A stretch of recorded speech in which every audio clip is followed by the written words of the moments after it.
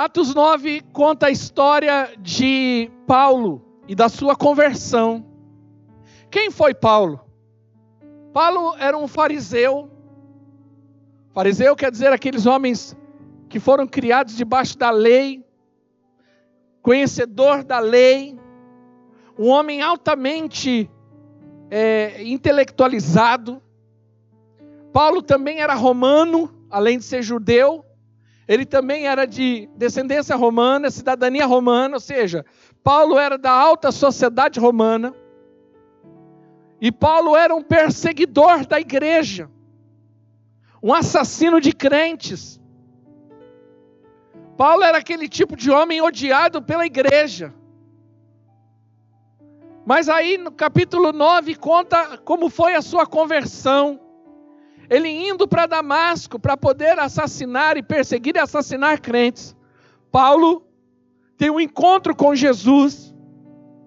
E Jesus aparece para ele. Jesus já tinha ressuscitado, Jesus já tinha ido ao céu. Mas ali, Paulo tem um encontro com Jesus e a sua vida é transformada. Paulo agora, que era um perseguidor implacável, assassino, homem mau, agora se torna numa das figuras mais importantes para o cristianismo. Boa parte do Novo Testamento foi escrito por Paulo.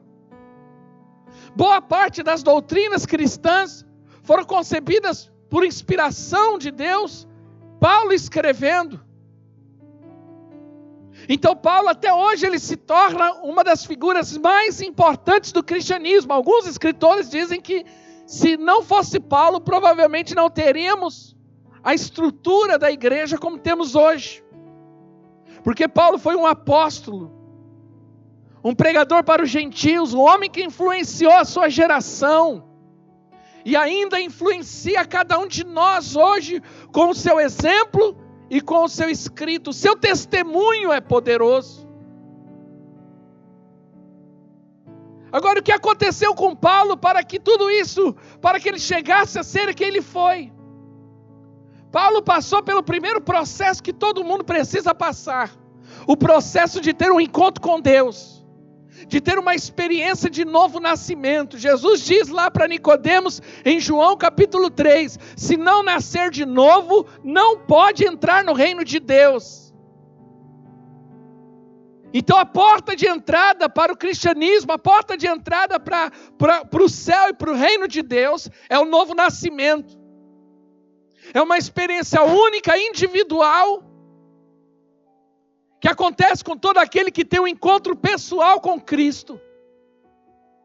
É quando seu espírito é regenerado pelo poder do Espírito Santo. E aquele espírito que foi morto por causa do pecado agora é regenerado e você se torna uma nova criatura. Você agora tem uma nova natureza. Mas existe um segundo passo, um segundo aspecto da vida cristã, que é negligenciado por boa parte dos crentes, que é a experiência da metanoia. Abra comigo em Romanos capítulo 12, versículo 2. Romanos capítulo 12, 2. Paulo escreve à igreja de Roma dizendo: não vos conformeis com este mundo, mas transformai-vos pela renovação da vossa mente, ou em algumas traduções, entendimento, para que assim, então, você desfrute, você participe da boa, perfeita e agradável vontade de Deus. Então a primeira condição da vida cristã é o novo nascimento. Se você ainda não nasceu de novo, você precisa pedir: Deus, eu quero nascer de novo. Eu quero ter a minha vida transformada, eu quero ter uma nova natureza, uma natureza que não é mais escrava do pecado, não é uma natureza agora que ama e se alegra com as coisas de Deus. Quando eu tenho essa nova natureza, eu passo a me alegrar e gostar das coisas de Deus, porque a nova natureza é a natureza de Deus em nós. Não é mais uma natureza pecaminosa, mas é uma natureza restaurada, renovada. Mas o segundo aspecto da vida cristã é quando eu passo pelo processo de metanoia. O que é metanoia? Mudança de mente, que é descrita aqui no livro de Romanos, capítulo 12:2. Transformai-vos pela renovação da vossa mente, porque aí sim eu começo a experimentar com boa, perfeita e agradável a vontade de Deus, ou seja, eu começo a desfrutar. O novo nascimento me dá condição para entrar no reino. O novo nascimento traz uma natureza nova para eu poder desfrutar daquilo tudo que Deus tem para mim no reino dos céus. Mas eu só começo a desfrutar de fato, a vivenciar de fato, a viver de fato, quando a minha mente é renovada. A experiência de Paulo não foi somente uma experiência de novo nascimento, mas foi uma revolução na sua mentalidade.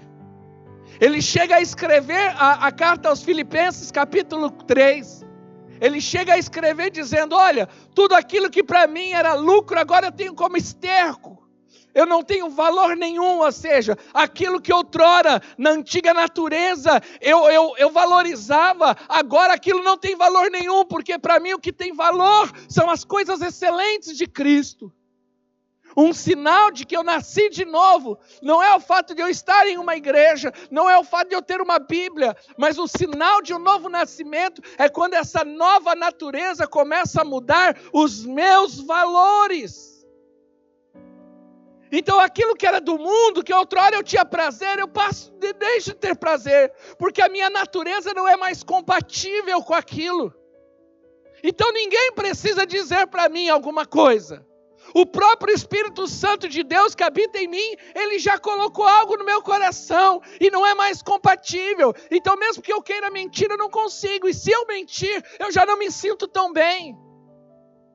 Se eu quiser pecar, eu posso pecar, eu estou sujeito a pecar. Mas se caso acontece isso, se eu tenho o Espírito Santo, se eu tenho uma nova natureza, aquilo já não é mais compatível comigo. E eu não me sinto mais, eu não tenho mais prazer no pecado. Eu não tenho mais prazer naquilo que não presta.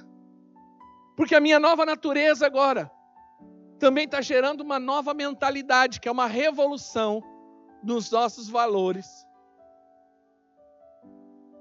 Sabe? E tudo isso acontece porque ele passou por uma mudança de mentalidade. O que é metanoia?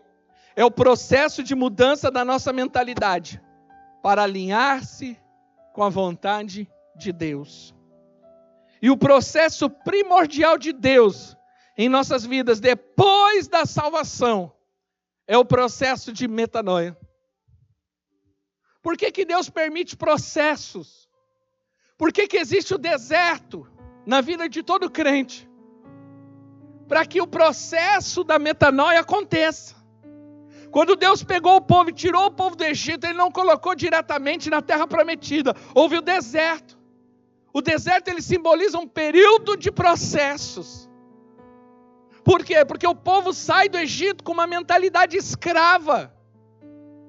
Que uma mentalidade influenciada pela cultura do Egito, pelos valores do Egito.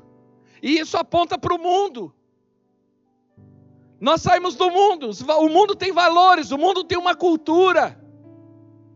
E quando nós saímos do Egito em direção à terra prometida, existe uma coisa chamada deserto. O que é o deserto? É o processo de Deus para tirar de nós essas impressões e valores do Egito.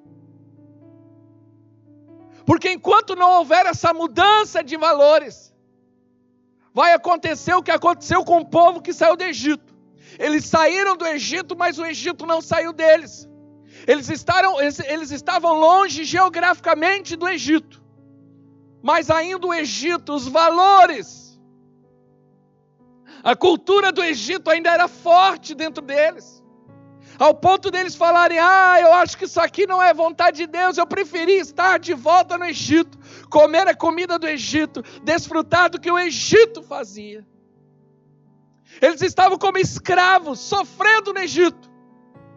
Mas como aquilo era tão forte dentro deles, estava tão enraizado aquela mentalidade e cultura egípcia, mesmo longe, quilômetros e quilômetros geograficamente, eles ainda desejavam o Egito. E isso às vezes acontece com muito crente. Ele saiu do mundo, foi liberto do mundo, da escravidão do mundo, mas ainda o mundo não saiu dele. Ele ainda não houve uma mudança de mentalidade a entender que agora ele é uma nova criatura, e nessa nova criatura tem que produzir uma nova mentalidade que automaticamente vai gerar novos valores. A salvação, ela nos livra do pecado e nos dá a vida eterna. Já a metanoia nos liberta dos conceitos mundanos e naturais, e como consequência disto, nos dá vida abundante. A vida abundante prometida por Cristo, ela só pode ser vivida de fato por aqueles que passaram pelo processo da metanoia. Por isso que existem os processos, os desertos. Porque a pessoa ainda não está pronta. Por isso que Jesus falou, não dá para colocar vinho novo em odre velho. Tem que haver uma mudança. Não dá para colocar remendo novo em pano velho. Tem que fazer uma mudança. A minha oração e a sua oração deve ser, Senhor, renova-me. Renova minha mente.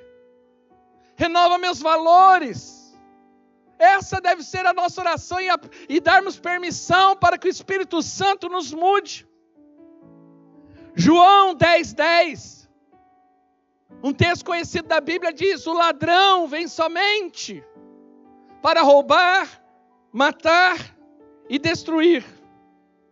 Mas eu vim, diz Jesus, para que tenham vida e vida em abundância. Jesus diz que o ladrão vem para roubar, matar e destruir, mas ele veio para trazer vida abundante. Perceba que a vida abundante está reservada para aqueles em quem o ladrão não teve acesso. E o que é ladrão nessa história? O ladrão aqui não diz a respeito de alguém que pegou alguma coisa material sua. O ladrão aqui no original, no grego, diz respeito aos falsos mestres, aos falsos ensinos. O que Jesus estava dizendo aqui? Que muitos deixam de viver a vida abundante de Cristo por influência de ensinos errados, por influência de ensinos que trazem distorções da verdade, por mentiras. Esse é o meio de escravizar pessoas, esse é o meio de paralisar pessoas, ensino errado.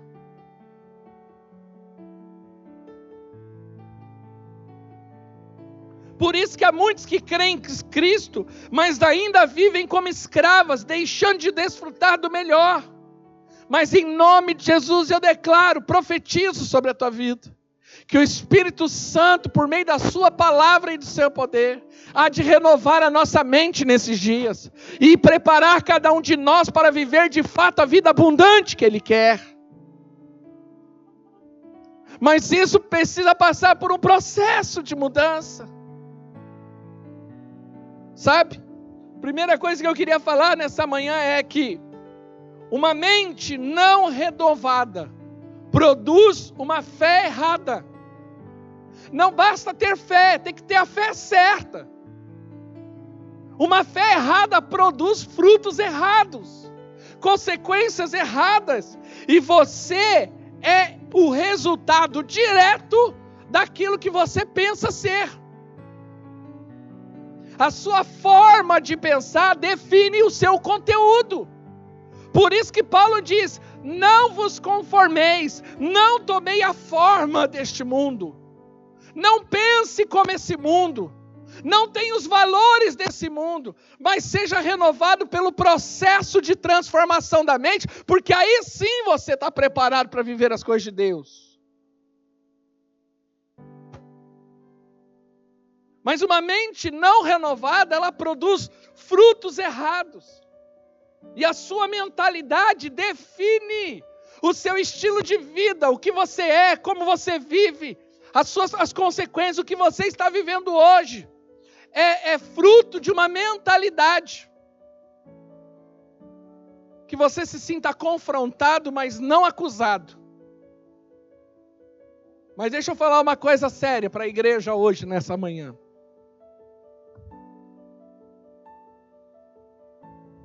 A sua prosperidade, como você mora, como você se relaciona, como você se veste, como você se comporta, como você fala, se expressa,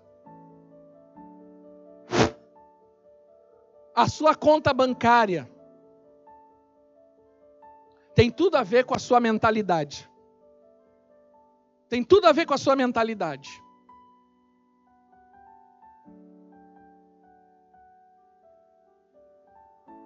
Por isso que muitos, infelizmente, vivem uma vida medíocre, abaixo da média. E pessoas que vivem dessa forma, elas vivem constantemente insatisfeitas. Por que está insatisfeita? Por causa da mentalidade. Vive angustiada, vive na pobreza. E vive na esterilidade, não produz nada, não frutifica em nada. Por quê? Porque a mentalidade ainda é escrava. Algumas pessoas têm aquela conhecida síndrome de Gabriela. É uma música antiga. Que diz assim: eu nasci assim, eu cresci assim, eu vou morrer assim. Então tem gente que tem uma dificuldade para mudar. Tem pessoas que têm uma resistência muito grande a mudanças. E pessoas assim não conseguem viver algo novo, não conseguem ir para patamares maiores, prosperarem mais, vivenciar coisas melhores. Por quê? Porque ainda existe uma mentalidade escrava. Vou repetir. E que você receba aí sim amor. Se sinta confrontado, mas não acusado. Mas a maneira como você mora, se veste, como você come, a maneira com que carro que você anda, a casa que você mora, a maneira como você trabalha, a sua conta bancária, tudo tem a ver com a sua mentalidade.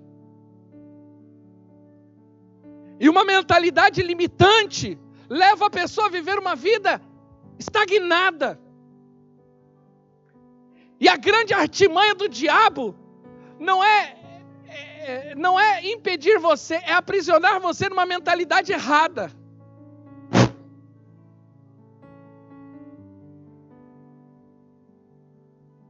Sabe? Eu estava assistindo esses dias um programa, um documentário, sobre a imigração no Brasil. E conta a história de imigrantes de sucesso. E o que mais me chama a atenção é que é muito comum, esse documentário ele fala sobre imigrantes que vieram de outras nações, que chegaram aqui com uma mão na frente e outra atrás, sem falar a língua do Brasil, português, sem conhecido, sem parente, sem carteira de trabalho, muitos até sem documento, porque vieram fugidos de guerra. E esses homens se tornaram homens prósperos, riquíssimos. Construíram estruturas e famílias gigantescas. E esse documentário ele dá essa ênfase. E se você parar para pensar um pouco, perceba que o nosso Brasil, a maioria das empresas, elas são estrangeiras. Ou elas são de brasileiros que vieram de fora, ou seja, de imigrantes. Por que o imigrante prospera no Brasil e o brasileiro não consegue prosperar? Por causa de uma mentalidade. Não tem nada a ver com a condição do país. Não tem nada a ver com conta bancária. Você quer ver uma coisa? Eu vou trazer um fato bem curioso. Pergunta para o imigrante qual o desejo dele. Qualquer imigrante. Ele vai falar assim: eu vou abrir um negócio. Você não vai encontrar, até por conta de uma questão de lei, um imigrante trabalhando numa empresa com carteira assinada. Você não encontra. Porque ele nem pode, às vezes ele não tem nem documentação, e é uma burocracia. Então o que ele faz? Ele vai para a informalidade, ele vai trabalhar, ele vai ter seu próprio negócio, ele vai vender, começa a vender uma coisinha aqui, ele vai vendendo ali, ele monta uma quitanda. Então por isso que antigamente principalmente tinha a padaria de português, a quitanda era do italiano, era só isso. Agora, pensa comigo, qual que é o sonho de todo brasileiro, pelo menos a maioria deles? Carteira assinada e benefício. Você pega um garoto de 18, 19 anos, 20 anos, 25 anos. Qual que é o sonho dele? Ele quer uma carteira assinada, um emprego estabilizado e benefício. Você fala em empreender, você fala em crescer, em montar um negócio. Não tem capacidade. O Brasil é muito difícil, é muito burocrático, é muito problemático, é muito isso, é muito aquilo. Aí o que acontece? A pessoa vira empregado e funcionário a vida toda. E às vezes funcionário de alguém que veio de fora e ficou rico e agora é ele que manda no outro. Faz sentido? E aí conta a história desses imigrantes. E uma coisa que me chamou a atenção, uma das pessoas comentando, falando de um especificamente, que era um judeu. E ele veio para o Brasil. Ele passou pela Segunda Guerra Mundial, foi preso no campo de concentração, quase morreu, fugiu, veio para o Brasil de navio. Chegou com uma mão na frente e outra atrás. Começou morando de favor. Não sabia nem falar o português. E aí, alguns anos depois, se tornou um homem riquíssimo. Dono de uma grande empresa aqui no Brasil. Aí uma das pessoas fazendo esse comentário falando isso. Falou, a diferença é que quem passa por esse tipo de circunstância, ou seja, de quase morte, de perder tudo, e isso por várias vezes, porque por conta da guerra e tudo, ele perdeu tudo. Chega uma hora que ele perde o medo. E aí empreender, a pessoa ainda falou assim, a única coisa que cabe a uma pessoa dessa é empreender. E empreender para ela não dá medo, porque ela não tem o que perder. Ela não vai perder nada. E como que vai perder alguma coisa? Alguém que já perdeu e ganhou várias vezes. Isso tem a ver com mentalidade. Ela não é mais escrava de uma circunstância. Quantos estão entendendo? Digam amém, alguma coisa. Então perceba que a mentalidade, ela limita. Abra comigo em Filipenses capítulo 4, versículo 19. Filipenses 4, 19. Paulo, ele começa a declarar que ele aprendeu a lidar com as circunstâncias.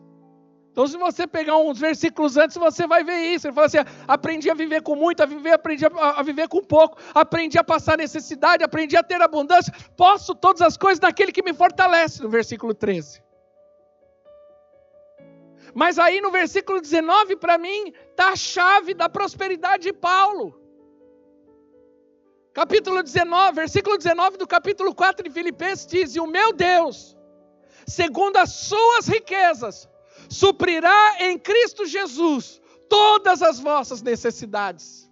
Todas. Todas as suas necessidades, Cristo vai suprir. Mas segundo o quê? Segundo as riquezas dele, não a minha, não a sua. Então a prosperidade de Deus para mim não está baseado na minha condição, não está baseado no que eu tenho, não está baseado na minha justiça própria, mas está baseado na justiça dele, na bondade dele, no amor dele e nas riquezas dele. Eu sou pobre, mas ele é rico. Eu não sou bom, mas ele é bom. Então, eu não posso ficar limitado. Esses dias conversando com uma pessoa, dizendo para ela, falando assim, você pode prosperar na sua vida em todas as áreas. Ela falou, mas como? Não tem da onde? Eu não tenho recursos, eu não tenho estrutura. Eu falei, mas você está colocando como base de sustentação a sua vida. Mas o texto de Filipenses diz que a base não é você, a base é Ele, é a bondade dEle, é a riqueza dEle. Por isso que Paulo escreve, eu posso todas as coisas daquele que me fortalece. Porque Deus, em sua infinita riqueza e bondade, está com os céus abertos, liberado para todo aquele que nele crê. Às vezes você olha para você e você se sente limitado. E é sim, é essa sensação, mas em Deus não há limite. Qual foi a palavra que o anjo deu para Maria quando ela falou: eu não posso ser mãe, eu não tive relação? Aí o anjo vem e fala assim: o que é para impossível ao homem, o que é impossível ao homem é possível a Deus. Não limite Deus, não limite a bondade dele, não limite o amor dele. Creia e confie nele. Ele é poderoso para nos dar muito mais do que pedimos ou pensamos, porque Ele é Deus. Aleluia. Aleluia. Mas Deus, Ele precisa quebrar esses paradigmas. 2 Coríntios capítulo 10, 2 Coríntios 10, versículos 4 e 5, Paulo escreve uma chave espiritual. Diz assim, segunda carta aos Coríntios, capítulo 10, versículos 4 e 5. Porque as armas da nossa milícia não são carnais, mas sim poderosas em Deus para a destruição de fortalezas. Quais são essas fortalezas? Destruindo todos os conselhos, ou em algumas traduções, argumentos, e toda altivez que se levanta contra o conhecimento de Deus, e levando cativo todo o entendimento à obediência de Cristo. Então perceba que Paulo está dizendo aqui uma chave. As armas da nossa milícia não são carnais, mas poderosas em Deus para destruir fortalezas. Quais são essas fortalezas? O que é essa fortaleza? É uma mentalidade errada, é uma mentalidade tacanha, é uma mentalidade limitadora, limitante. Ele fala, isso tem que ser destruído. Por isso que Jesus fala, olha, se você crê, coisas maiores você pode fazer. Então eu tenho que quebrar esse paradigma. O paradigma nos engessa. Não, eu nasci assim, eu vim numa condição assim, eu não tive oportunidade, eu não posso, eu tenho minhas limitações, eu sou burro, eu sou incapaz, eu sou incompetente. Pode ser que o diabo tenha colocado isso no teu coração, mas quando você olha para Deus, o que você vê? Tem que quebrar esses paradigmas. Não tem nada a ver comigo. Tem a ver com Ele, com a sua bondade, com o seu amor. Então não está baseado em mim, está baseado nele. Eu tenho que quebrar esse paradigma que me engessa, que me limita. Qual que é a resposta de todo aquele quando é chamado por Deus? Alguém chega para você e fala, olha, Deus está te chamando para a obra. Qual que é a resposta que todo mundo faz? Eu? Que é isso? Deus deve ter se enganado, porque Ele não me conhece como eu me conheço. Então, isso mostra o tipo de mentalidade limitadora. Mas Paulo está dizendo, olha, como que eu quebro isso? Essas fortalezas, elas são quebradas, destruindo o quê? Conselhos ou argumentos, ou seja, uma mentalidade. Se eu não passar por essa mudança, eu não consigo estar preparado para desfrutar. E aí na hora que vem a oportunidade, eu perco. Vou dar um exemplo. Pedro, Atos 11. Depois você lê na tua casa. A Bíblia diz que Pedro está orando. E aí ele tem uma visão, ele tem um arrebatamento no seu espírito. E a Bíblia diz que desce agora um lençol. E ele vê desse lençol descendo animais imundos. E Deus fala com ele, fala assim, mata e come. E Pedro fala, de jeito algum. Porque Pedro era judeu. Ele tinha uma mentalidade judaica. Ele estava enraizado na cultura judaica. E a cultura judaica não se alimenta de animais impuros. Há animais que podem comer e animais que não podem comer. E para um judeu, comer um animal impuro é pecado. Então veja bem, ele ainda não estava liberto da lei. Esse foi o grande paradigma na vida de Pedro, porque lá na frente nós vemos Pedro e Paulo discutindo a respeito disso, e Pedro com uma resistência em relação a isso.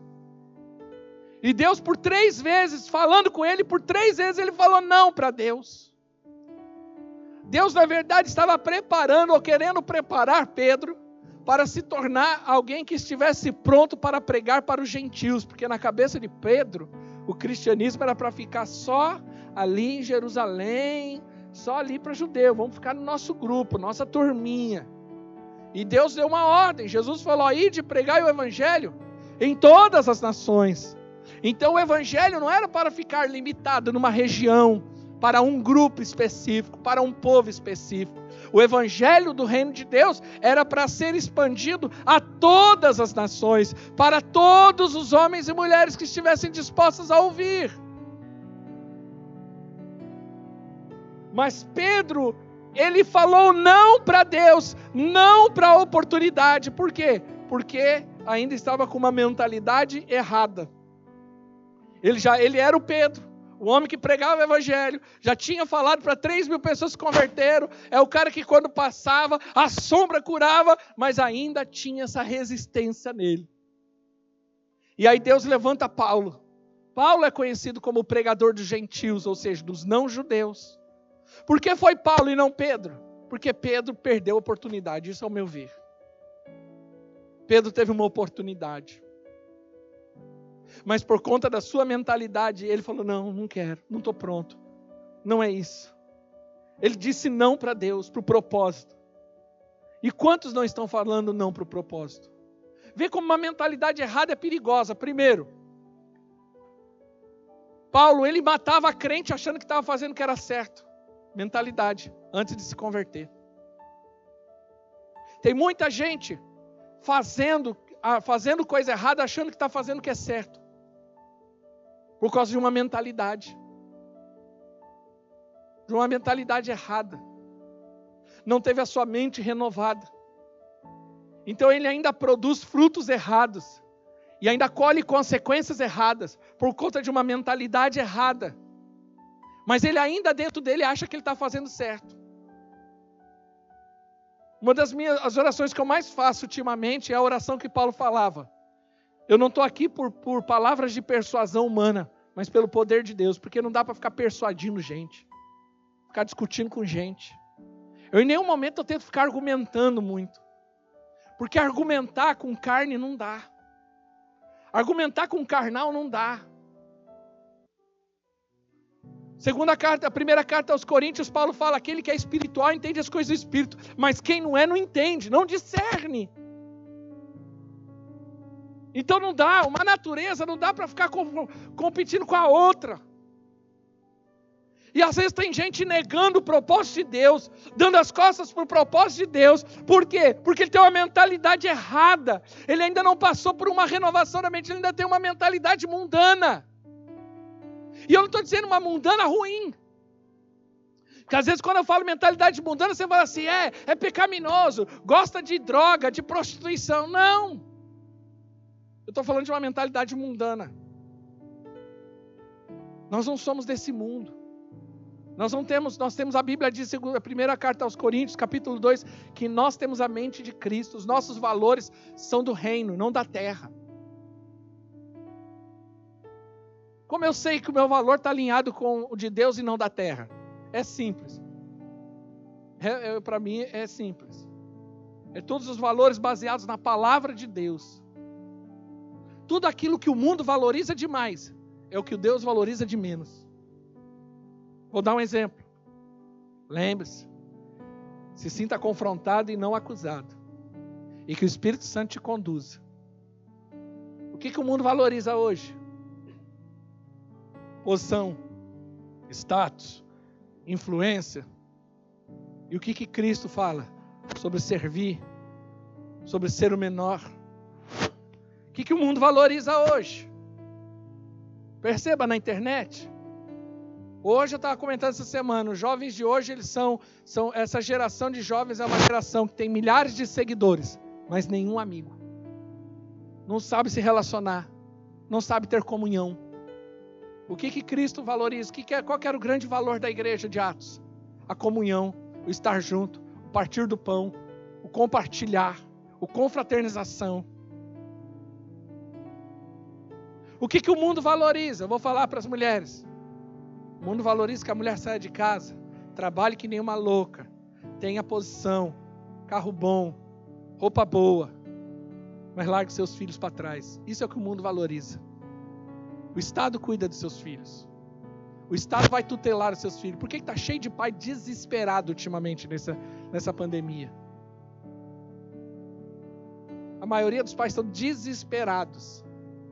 Porque na verdade nunca foram pais. Nunca tiveram que enfrentar suas crias. Porque saía de manhã, jogava numa escola, jogava numa creche, jogava para uma babá, jogava para alguém cuidar, pegava à noite, dava comida e punha para dormir. E agora está tendo que enfrentar as feras dentro de casa.